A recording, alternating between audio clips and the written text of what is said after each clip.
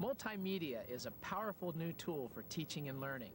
But multimedia is more than just sitting still while somebody else talks. Multimedia is multisensory. It uses your eyes, your ears, talking, listening. Multimedia is fun. We've got to make multimedia fun for teachers too, so they can dive right in. Children are like fish swimming through a sea of electronic media. When they enter the classroom, children are like fish out of water. We're not talking the right language to today's TV babies. We've got to turn our children loose and let them transform our tired old curriculum into a new multi-sensory curriculum of the 21st century. Let's take a look now at how some third graders are creating their own multimedia presentations. You can get a videotape, and then when you want to take a still picture of it on the computer, you can click on the mouse when you get there and click it on yes, and then it digitizes the picture for you and it goes on the computer and you can save it and put it on a report. The warriors were buried in the tomb of Shin, the emperor of Shin in 209 BC. Multimedia is more than taking a swim. It's more than multisensory learning. It's more than immersion learning.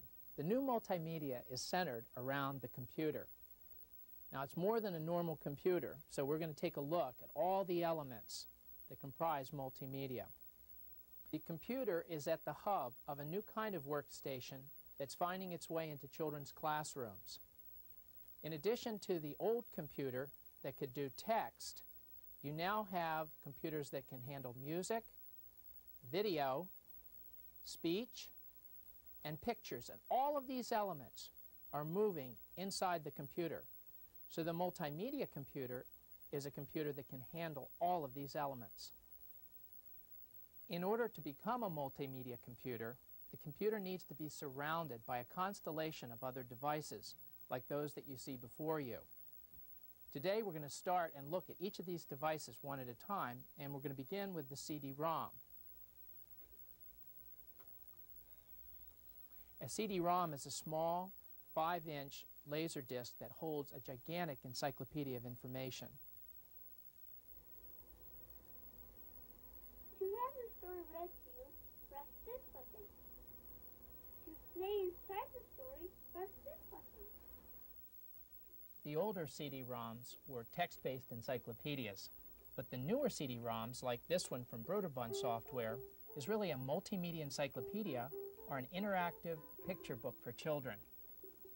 So we can click English as a language, Japanese, Spanish, and we can either have the book read to a child or the child can interact with the book like a game. My 3-year-old daughter Laura loves Grandma and Me because it's kind of like an interactive picture book or an interactive cartoon. I wanted to set up the beach umbrella, but the wind was too strong.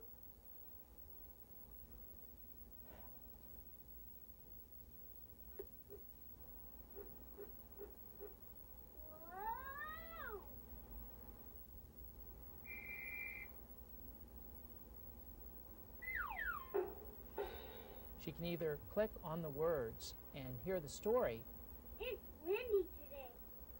or she can point at any person or object in the picture, like the little creature, and funny things can happen. Ow!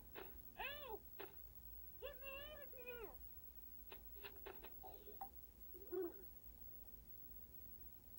The next type of media that we're going to look at is a laser disc or video disc. Video disc is about 12 inches in diameter, and it can contain 54,000 frames that you can access on a video disc player. So we're going to take this video disc, push a button, and open our video disc player, put the disc inside, and load the disc into the player. Now you can control a video disc player without a computer by just using a simple barcode reader, and that's called Level 1 video disc, and you're going to hear more about that later. You can also use special software for video discs, like the video disc training wheels for the state of Florida. And if you use this software in your computer, then your computer can control the video disc player like we're going to do next. The neat thing about video discs is that they turn TV from a passive couch potato activity into something extremely active. If you look at the TV set with a Laserdisc player, you can see the thousands of frames, and in fact, with the remote, you can scan through them. Now, how do you take this gigantic quantity of video images and turn them into something active? And the key to that is the computer. You can pick one single area, like the astronauts blasting off to the moon. You can make a button on the computer screen, maybe even make a graphic, and then you can click on that button as a point of illustration in a science lesson and just call up those images that you want.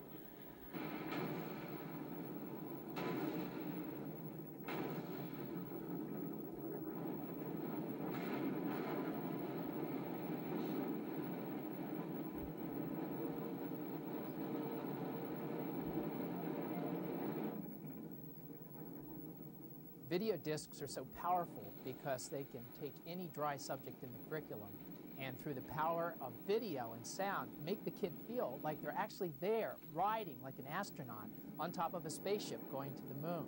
And yet a teacher using a video disc, all she has to do is point at the computer screen and click a button, instantly control the media and go where she wants to go.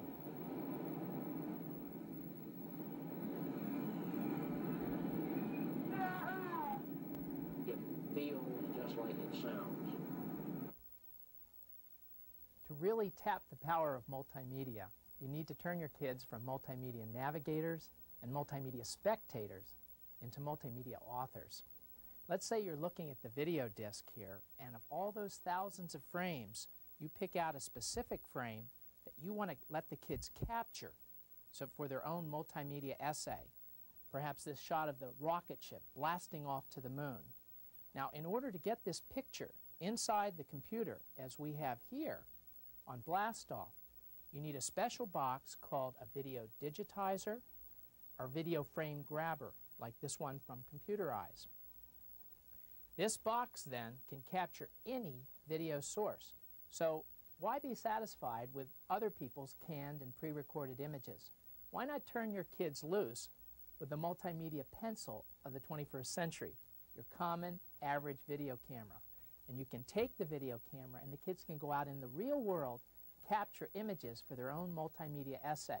Or even better, the kids can be the star of their essays. And that'll get your kids' attention, and that will boost their self-esteem. Children love making themselves the stars of their own computer movies. And some of the new cards can even capture motion, as you're seeing right now. Now, the kids can do this very fast. Making a multimedia presentation is not very cumbersome, and it's almost instantaneous. All you have to do is look into the picture, look into the camera, and then click the button. And I'll pretend that I'm simulating the blast off to the moon. First, I'm on the launch pad, getting ready to blast off. 1, 2, 3, blast off! Even with a cheap still image, black and white video digitizer, a student can simulate a spaceship going to the moon by capturing separate still images, then weaving them together, threading them together with HyperCard, and at the end you can use a Mac microphone and the student can read their script 10, into the microphone 9, and add 8, it as a button 7, to the HyperCard simulation of blasting off to the moon. 5, 4, 3, 2, 1, blast off! It feels just like it sounds.